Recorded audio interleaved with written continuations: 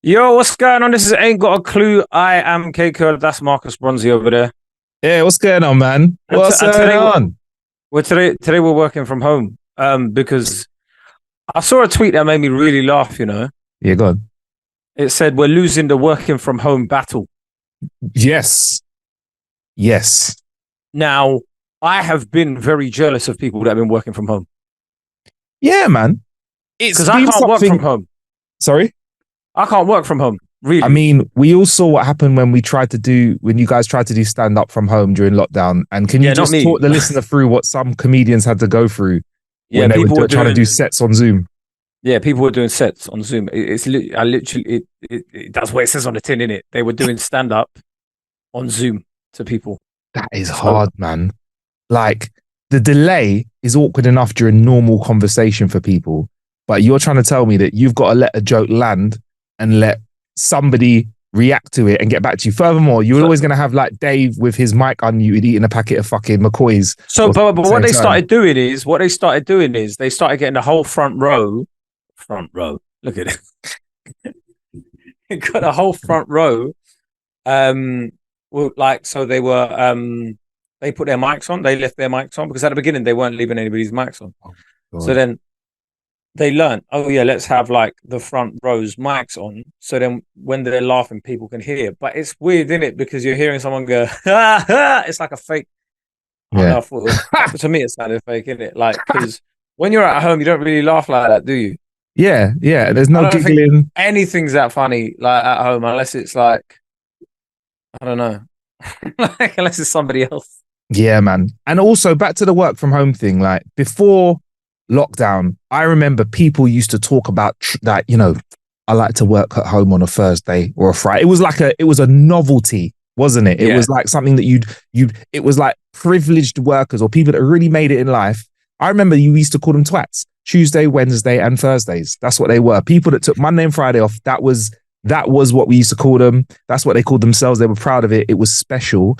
And then during lockdown, look at me talking to the audience like they weren't living through it. But then during lockdown, it became the norm for 5 days a week. Yeah.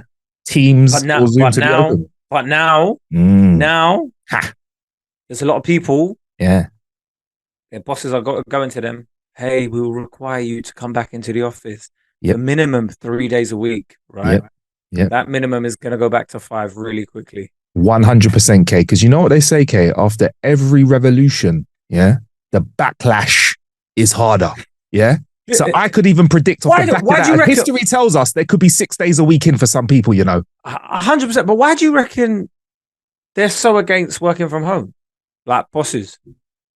Because I think before lockdown, there was this whole thing where when you were running a business, if somebody isn't seen to be working, they are not working. It used to be a flex. I know people in recruitment that used to go to the gym at 6, get into the office at 7:30 and stay into the office till 8. And it was like, work is life. I am the blood of this business. If I can't win, if I can't do it, it can't be done. And bosses see that. And they like it. When it comes to promotion time, that's the person that's going to get the job that is the promotion, right? But I've said it on this podcast before, innit, though? I've said it on this podcast before, though, innit? Where I've been like, the moment they tell you to come back into work, go. Because that's the people that they're going to notice. And that's the people whose jobs are going to keep, especially if it's in a redundancy, because there's loads of people getting made redundant. But I just think, like, there's a lot of micromanagers out there. Yep. They don't like the fact that you look happy, bruv. Yep. Think about Marcus, this. Marcus, can I just ask? It says you're away from your computer. Is there a reason for that? No, I'm just because I've stepped away from the computer and I'm standing up with my headset at its maximum distance from my computer. That's why I'm putting myself down as way. Yeah, no, but K, 100% people. So here's how it works, K. Yeah, this is what I hear from my friends that have full-time jobs. They're using very clever ways. This is what I hear. This is what I hear from the proletariat. Yes, me and my bourgeois. This is what I hear from the gang. This is what I hear from the peasants that work full-time jobs. Exactly. Me, in my gantry, I have no. No, idea. I didn't say exactly. No, not exactly to peasants. Sorry, no. But hey, you're getting me now. So this is what they do. Yeah, when they want you to do something, they make a cute little name for it. So one of the names I've heard for days that you're in the office are anchor days. Doesn't that sound nice? Anchor days. So my anchor days, Kay, a Thursday and Wednesday, because that's the days that I come in and I anchor myself into the office and show that I'm here as a rigid part of this team. So that's what they do. They give you, and then it's going to be right. So guys, we understand a lot of you are working 2 anchor days a week, and we just feel like to push the business in the direction we need to. We can need you in for a 3rd day a week, 4th day a week. But here's what I propose, Kae, to all workers out there that are listening. Now is the time for the unofficial unionization of workers. Yeah. When you go for your new job, I don't know if you're aware, there's a lot of unions already. Yeah, that's why I said unofficial unionization of all unions, right? The office workers unionizational society. Wait. Let me just Google if there is the office workers union. While he does that, I will propose. This is what everyone does, right? Kay's doing his research. I'm making find a union for you. I mean, obviously, it's just the trade union congress where it says unite. There's unite for specific office workers. The union. Okay. I don't know. It's just a union, isn't it? I think when you're looking for your new job, make it. I don't think office people get unions. Well, you know what, Kay? I see a gap in the market. We could be. I think it's against certain industries or certain. I know when I worked at a certain company that you weren't allowed to unionize. Yes. Otherwise you lost your job. And it's funny, like some of the biggest companies in the world really don't like that union shit, do they? No, didn't don't like Amazon recently get like a union? Yeah. And they were really against it because they were like, "What do you mean you want to go to the toilet? Why don't you it's wear not. a nappy?" It's not good for business, unions. Why don't you just shit yourself on the floor while you're packing? Yeah, nappy, please. Yeah, and get what you need to get done. It's not good for business unions, right? But I will say this, right? This is the opportunity now for you to say, I want a job where work from home is necessity. And you could be like, I really want this job, but I think the jobs factor isn't working for me. I think you're right, but I think that those opportunities are becoming few and far between. Jeez. No one's. A lot of places are going, well, what's the point in just having you at home? I don't understand it. For me, you could be in Ibiza for all I fucking care. Some people have been. Some people were. Some people were on the golf course. It's not a real sport for kids. Did you see something else? Yeah, I saw something else. There's this thing called overqualified. Mm-hmm. Not like in the traditional sense, but like, I think it's overqualified or over. Anyway, it's like this new trend. I saw it online. Basically, these people that are working from home, they're taking like 2 full-time jobs on at the same time. Yeah. So they're at home doing 2 jobs at the same time. Fantastic. I love it. Fantastic. Just get the taxes sorted. Why? But someone was like, I just had to sack somebody because like they were a bit lax. Anytime I asked them to go on Teams, they were like, they weren't on. They didn't turn their camera on and whatever. And when I was asking them for like stuff, they were like being real cagey about it and stuff. And I was just like, "How, bro? One job is enough, like to send me over the edge. Imagine having the stress of 2 bosses. 2 bosses. I start getting names mixed up as well. Yeah, you're right. Yeah. The reason, So what we want to do for the McDonald's thing? Sorry, what? This is Burger King that we're having an office meeting for. Can you imagine how embarrassing? Yeah, I told Aaron that. Who's Aaron? Who's Aaron? You know, Aaron in HR. Oh yeah. Shit. Yeah. No. You know what? There are stories because I'm in the tech world, Kate. There are stories that I've read online, very believable ones, of people that have managed to do a night job and a day job and get their computer basically doing most of the heavy lifting for them to the point, okay, where they're getting offered promotions. Yeah. To the point. You can get AI to do it. Yep. I reckon you could do that. Hey. I reckon you could. Knowing you, I wouldn't be surprised if you've already got a full-time job and you're just chilling here doing this. I'll be honest with you, right? I'm gonna presume that my your employer. I've got to be very careful with the words that I use here, but I have been in a situation where I've worked for a large corporation to create content, is the best I can say. And they were very happy with the output, which I created, but I managed to add a lot of automation into it. Now, it's not like my Thrifty DJ stories where I can tell you, a little bit of information, like when I was using extra vodka corks and stuff like that to basically get my rider home with me. It's more like making sure that I do the minimum. There's nothing wrong, by the way. We're doing the minimal amount of effort to get the same job done. And the client was happy. I was happy. Everybody was happy. But the work that I needed to do was significantly less at the time than most others were putting into it. And that's not a problem per se, but I do know people that have created full programs to do work for them, heavy lifting. You've even seen me do stuff like that, little cheeky things in media and stuff like that. I've seen you do like that saves a whole person. I've seen you start coding, and I was like, "What is this brother doing?" I was just like, "Is it who's he chatting to?" Like, what's brother, I was in the Matrix. I was talking to AI. No, but like, yeah, I have done little things. But we all do we all know quirky little things. I know for a fact you're a smart man. If there's a quicker way to get the job done, you're doing it, right? You've like, well, yeah. I mean, I will do 100% if I can find it. But like with stuff I do, it's really hard to find a quicker way unless I pay someone to do it. The thing is, you can't pay someone to do you. I can't pay someone to go on stage for me. Yeah, until you get the AI to upload yourself, you can just do the AI clips for yourself. Hey, I'm Kae Kurd. I mean, when it comes to that, I think it's we're all like going to call it a day and just chill out. Die. Yeah, I hear that. But like, so I'm standing with. So when it comes to work, I'm like, as long as the work gets done, I don't really care how. But when you're running a big multi-billion-pound company or million-pound company, you find that when they start looking at the people that aren't doing. By the way, another digression. It's great when you work for a big company like that because you can see people that come into work every day and do nothing. And in a way, I'm not that kind of person. I do my job, right? But I have a certain amount of admiration for the person that comes in, does the minimal, leaves with no stress on their shoulders, and somehow manages to get a promotion after promotion after promotion. I look at these people with wonder. How do you do this? So do you want to see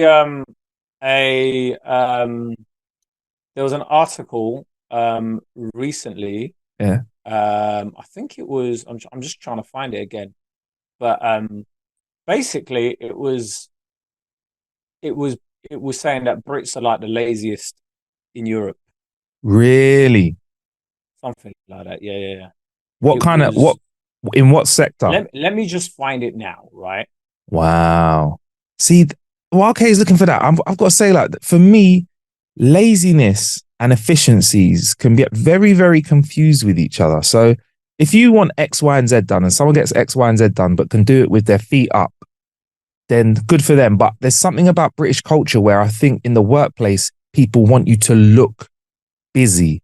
There's something to be said. Even when people go, yeah, so like, what have you been up to? Especially in entertainment, people always will go to like myself, Kay. Yeah, so what you got going on? What's up? What's on the horizon for you? What's next? And if you were to go, if it was a quiet moment and you used to go, oh, well, you know, I'm just cracking on, you know, just waiting to see if a client gets, it doesn't sound good. Here it's like they want you always need, like you need to sound, you sound like feel like you need to sound like you've got the next thing coming. Oh yeah, I got this coming on. Kind of like a diluted version of the Hollywood hustle, which if you ask someone in LA what they got going on, bruv, you better take a seat and get a drink because they're going to tell you everything that's going. They're going to sell it to you. You might not even be in the industry they're in. All of a sudden, you're wanting to invest in them. And over here, we have a kind of flavor of that where it's like, it is the whole, what's going on? Like, what you got going on? And in entertainment, I definitely have not wanted to be the person that goes, oh yeah, you know, just ticking over. Yeah, it's going all right. You know what I mean? Yeah, mate. Yeah. It's okay. So Thursday, 7th of September 2023, there was loads when I was typing in like, lazy British workers. There was loads of stuff dating back from like 2012, 2013. Stuff. So they've been saying we're lazy, right? Yeah. So workers in the UK are some of the least job orientated people in the world, according to a new study. Polite way of putting it. Job orientated. Researchers found that less than 1 in 4 of people think that their career should come first in their lives. I think, right, if you're the owner of a company, that company is your life. If you work for somebody, there needs to be some balance. Well, I mean, I've got some thoughts around this, but let me finish this right. So overall, 73% of Britons polled in the World Values Survey said work was an important part of their lives, compared to 96% in Italy, but there's no jobs there anyway. 94% in France. Only 22% of those UK workers said that their job should always come first, even if it means less spare time. Between 1981 and 2022, the share of British public who said it would be a good thing if less importance was placed on work rose from 26% to 43%. Basically, millennials, in contrast, it says here, have become much more... Oh, wait, hold on. Older generations are more likely to say work should be prioritized, even as it becomes less important in their own lives as they move into retirement. Millennials, in contrast, have become much more skeptical about prioritizing work as they've made their way through their career. There will be a number of explanations for these shifts, from the nostalgia that tends to grow as we age, in thinking that younger generations are less committed than we were, and the long-term economic and wage stagnation that will lead younger generations to question the value of work. More than half of millennials, people in their late 20s to early 40s, said it would be a good thing if less importance was placed on work, blah, blah, blah, blah, blah. Basically, though, what this is, in my opinion, is we're like that where they're talking about millennials, that's the first generation that we're told, everybody else, was told like, oh yeah, if you work hard, like, you'll be able to do this, that, and the third. And now, like, we're like, oh yeah, buying a house for you is probably like pipe dream. And they're like, what? Oh yeah, and your rent's going up. Yeah. What? Oh yeah, and by the way, you're probably not going to retire till you're about 70 or. Oh yeah. And you see that food that you need to live, and that heating that you need in your house, twice as much now. Yeah, that's all expensive. So they're like, yo, what am I working for, bruv? Like, I'm not going to be able to afford any of this anyway. Like, let me just have my avocado on toast then, innit? Bro, you got to think, and I'm with you, you got to think about this, right? For those that think that it's unacceptable for people to choose to have an expensive coffee every day and think that by not having their expensive coffee, they can get a house. You're right, Kay. Like, you're like there looking at the numbers going, I'm never going to be able to buy a house unless I don't have any fun until I retire, right? Any fun. Yeah. I don't even enjoy calorific. I don't even enjoy calorific avocado. So I totally get going, fuck this. I'm having an avocado and I'm going to chill. So let's take a coffee, for example. How much is a coffee? 5 of these days? Yeah. Yeah. Right. So let's say 5 times 365 equals how much you reckon it equals? Oh, I just did the maths, but I was gonna say about 1,500 quid. It's 1,825. Okay, right? Cool. Yeah. So even if you do that over 10 years, make 10 years, that's 18,250. Yeah. So still not enough for a deposit. And that is and that is coffee, also man. And that is 10 years with no coffee, in it. That's 10 years with no coffee. And then someone smart will be going, yeah, well, I don't know, why don't they not have a coffee and not have a sandwich? Well, listen, this person's got. Oh yeah, so what? Might as well. Why don't you might as well not eat. Might as well just stay in your room and do nothing but work. Yeah. And I think 18,250 over 10 years, and that's still not a deposit on a house. Exactly. In most places. Exactly. And I feel like even if you did save that, say you save double that, 36 grand, what is that 36 grand going to be worth in 10 years, Kay? What will you be able to, you're saying most places, what will you be able to buy with 36 cash in the bank then? It's, it's sad. You could buy somewhere in Luton. You could. A flat. What, in 10 years time? Don't know about that, mate. Don't know about that. But someone on Twitter said we're very quickly reaching Emperor's new clothes territory in Britain. Oh, in what way? Go on. As in, like, everybody has this idea of Britain being amazing and Britain being great and Britain being this, that, and third. And then all it's going to take is one person to, like, or some country to go, actually, you lot ain't great.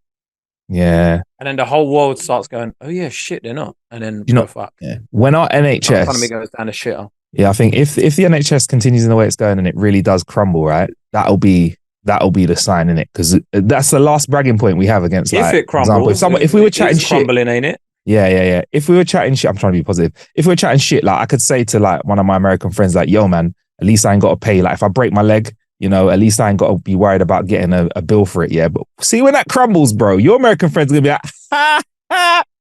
Welcome to our world. Private healthcare. You don't have a pet, do you? No, I do not. Have you ever had a pet? Yeah, I've had cats before. Yeah.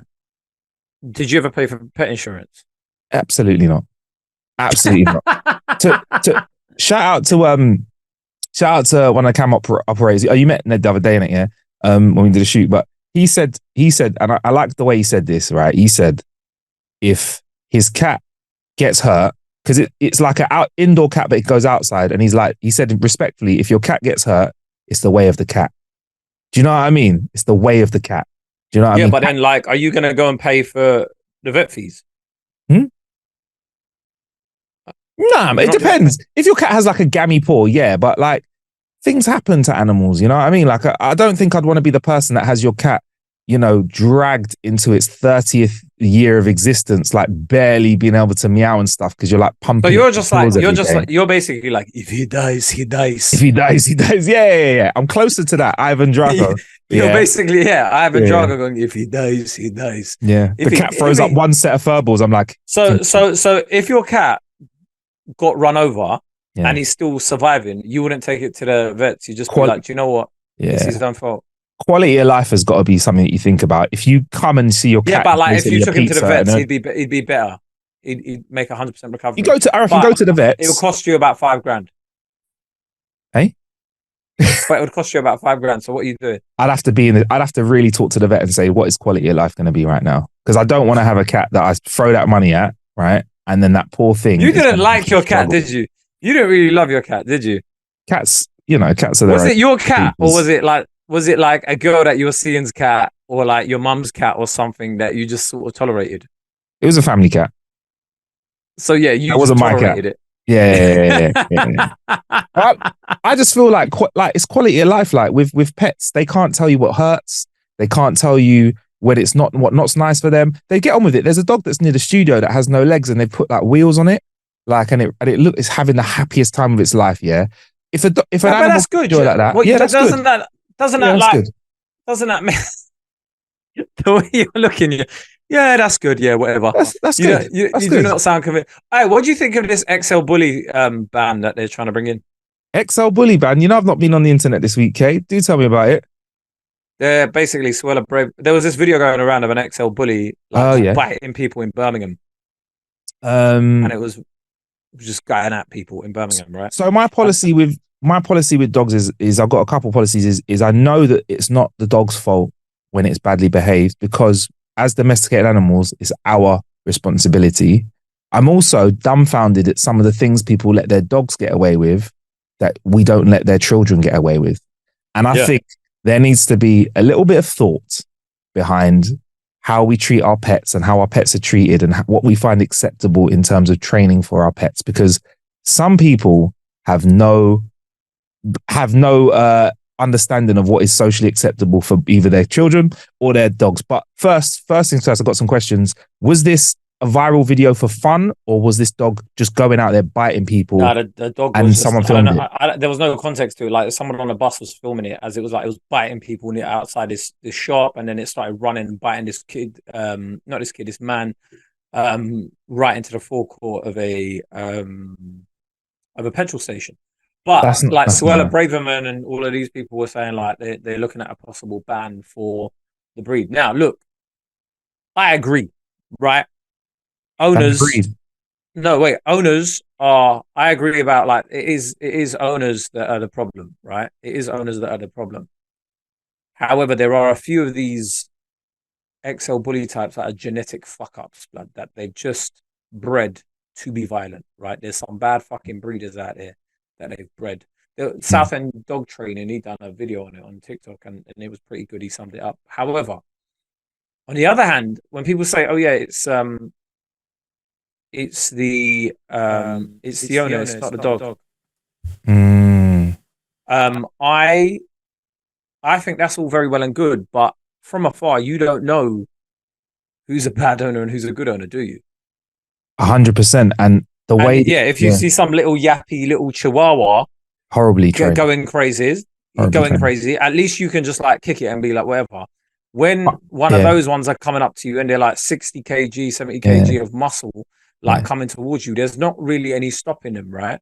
So, but I'd go one further. I think like I'm an owner of a big dog, right? And when I walk, I've got a Rottweiler, and I know that some people probably would have wanted Rottweilers to be banned at some point, which is why originally I was for XL Bullies being banned, but then I was like, I don't know. But then like I'm torn between two minds because I know that the government aren't gonna regulate owners. I feel like you should have like a license to be able to own a dog.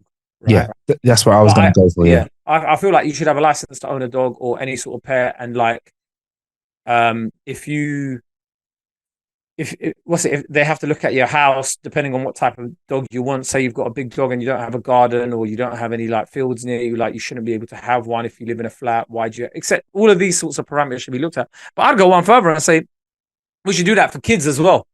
You know what, Kay? You know what you've just described though, right? You've described two things. You've described the process for getting a dog that has been in a shelter. If you go to get a dog like that, they do all of those checks, way more checks than if you to get a dog from a breeder, right? Also, what you've also described is the adoption process as well. Yeah.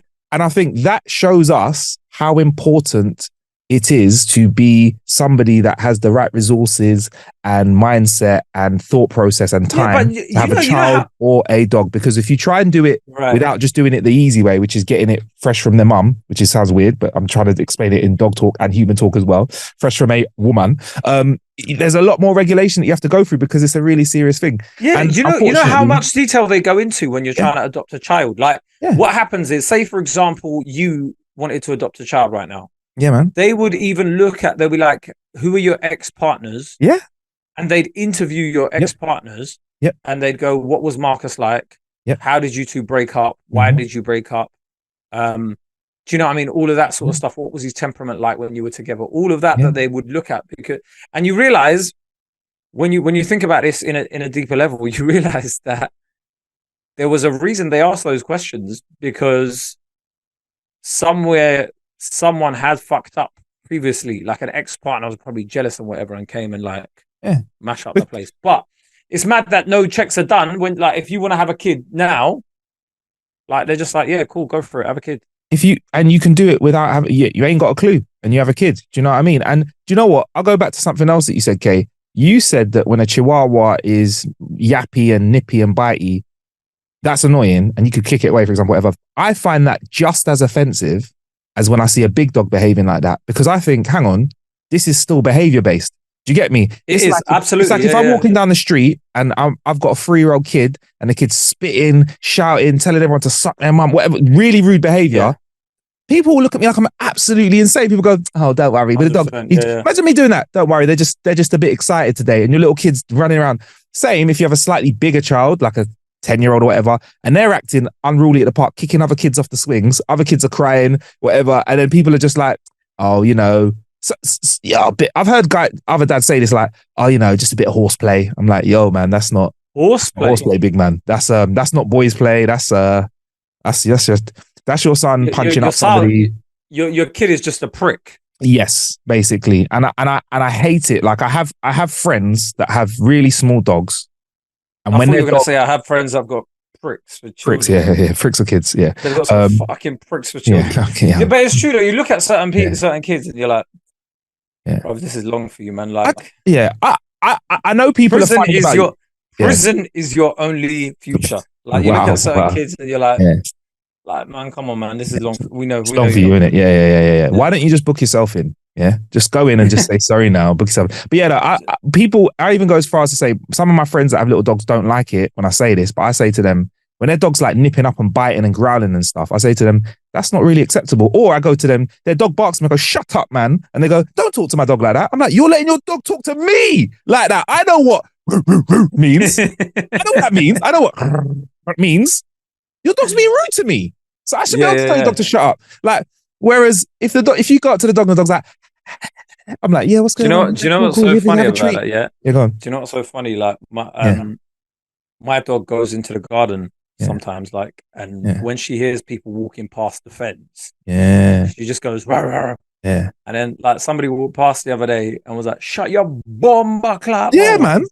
Yeah, I'm like that. I'm not a Jamaican man, but I will say for the fence, "Shut up, man." It was a Jamaican woman, and it's like, "Shut your bomba clap mouth." And then my dog just went, "Oh." Big up. You know what? I was laughing. I was like, see, someone shouted back at you, and now like you're not so bad, are you? Bless her. Yeah, no, I'm like that. If I hear a dog growling for a fence, I'm like, "Shut up, man," because it's like I just find it rude, bro. I just find it rude, you know. Well, you got to understand though. A lot of dogs are like toddlers. Yeah, but again, if my toddler was growling at you and going rah, rah, through the fence. Yeah, but it's the point though. Like if a toddler's about like 60 kg, just full of muscle, big traps and whatever. The issue is this, right? Like I said, the owners aren't gonna get regulated. So when you're looking at like these dogs, there's a number of them that these are the ones that are causing the attacks because unfortunately they're seen as status dogs by a certain group of people in it. And then what happens is like they use these dogs to look good, cool and whatnot. Yeah. Do you know what I mean? And it's just like big dogs, man, they can turn at any time, bro. Like it's all very well when I saw somebody with a husky that was trying to eat someone else's dog, and the owner was like a 60-kilogram man. So he couldn't even hold the dog back, and he had to hold it with two hands, and his friend had to help him hold it. And that scared me because I'm like, this is a wild animal you got right now. What is it? But this is why I don't let off my dog. Like when I see there's like loads of people around. Like if I'm in a park and there's like nobody else around, cool. Like I'll let her off or whatever. But even then, you've got like a training lead that you can get, like the bigger leads that are like 4 or 5 meters, where they feel like they're free. Yeah, but you can still control it. Do you know what I mean? Like, so they don't run off too tough. Yeah, if I had a dog, I think I'd spend a lot of time on training at the beginning. Like, I would like to be one of them guys that's like, and the dog knows like what you're doing. I know it takes a lot of time, and you got to get the right kind of breed of dog. I want to do it, but also, okay, to go back to what you said, they're status dogs. So how about this for a solution? And how do we do this, Kae? I've got a question for you. How do we remove the influence that these dogs have that make people want to buy them? How do we make them less cool? I don't know, man. These dogs look hencher than these dogs are hencher than you, Marcus. And I'm not even hench. These dogs are fucking. Man said I'm not even a hench. Even hench.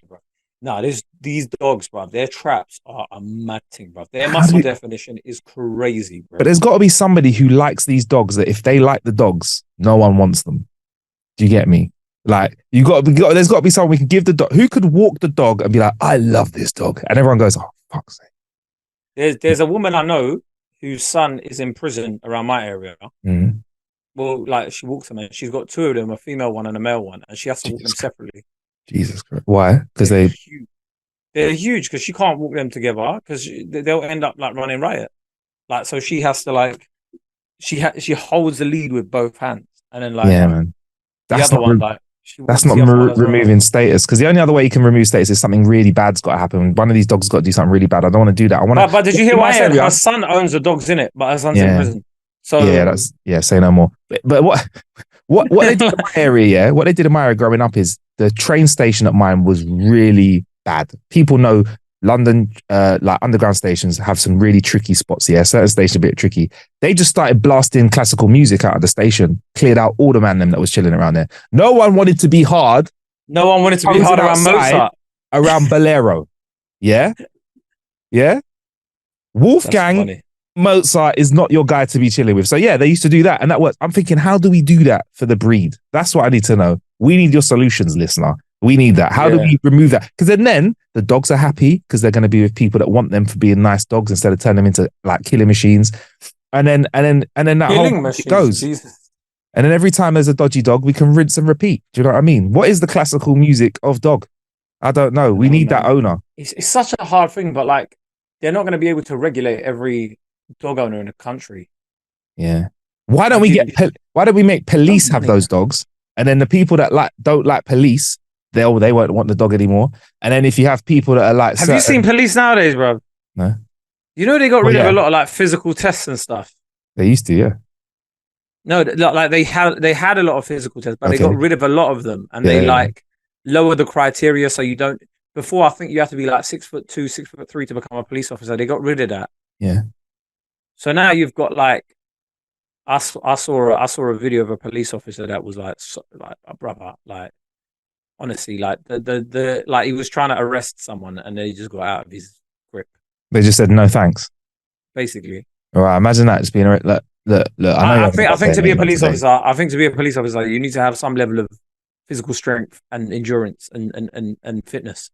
Like you should have to have like a decent 5K time. You should have to have like you should be able to do pull-ups, all of that sort of stuff. I don't think like police officers should just be, oh yeah, no, hi. We're arresting you on suspicion of...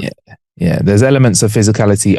I'd say if I was an officer, it'd be a bad day at the office if I tried to arrest somebody and they looked me in the eye and said, look, it's not happening, man. Have you ever been to any country where it says polizia on it? Yeah, rather than police. Yeah, that's serious, isn't it? As soon as you said that word, my back just straightened up in the chair. Yeah, but their backs, their posture. You see their posture, you're like, blood fire. I'm not messing with these guys. And also the massive guns as well. Yeah, but that goes without saying. But it's like when I see the veins in their necks and stuff, I'm like, you know what? Yeah, it's not even worth it, innit? Like, it's not even worth it. Whereas our police officers, you look at them and you're like, oh man, they look like police CI. Sometimes I feel like if they see a crime, a little wry smile comes across their face, and they're like, "Oh, I've been waiting for this." Yeah. No, they just tell you. They just look at you and go, "Calm down." Yeah. This is not your home country. Yeah, man. Well, okay, we have found the problem today, but we ain't found a solution, brother. And I don't know. We're gonna have to pick it up in another episode, bro, because I don't know how we're gonna fix this one. I ain't got a clue. Yeah, let us know. Let us know your thoughts in it in the Patreon. Yeah, man. Definitely, especially on the Patreon as well.